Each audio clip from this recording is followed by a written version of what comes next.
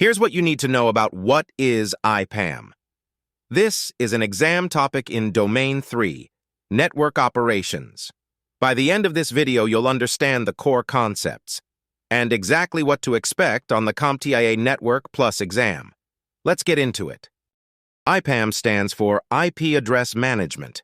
It is the process of planning, tracking, and managing IP addresses across a network.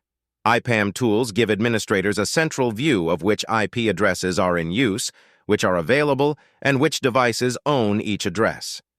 Key concept: Centralized IP Tracking.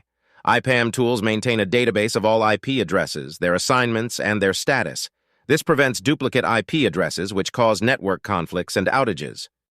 Key concept: DNS and DHCP Integration. Ipam integrates with DNS and DHCP to keep all three systems synchronized. When DHCP assigns an address, Ipam updates the record and DNS registers the hostname automatically. Key concept: Subnet Visibility. Ipam shows which subnets exist, how many addresses are used, and what capacity remains. This helps administrators plan for growth before a subnet runs out of available addresses. Key concept: Audit and Compliance. Ipam logs every IP assignment with timestamps, device names, and MAC addresses. This audit trail is essential for security investigations and compliance reporting. Let's look at the full breakdown.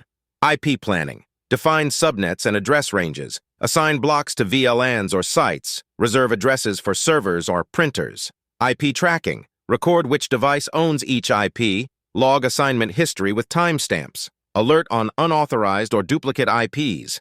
IP management. Integrate with DHCP for auto updates.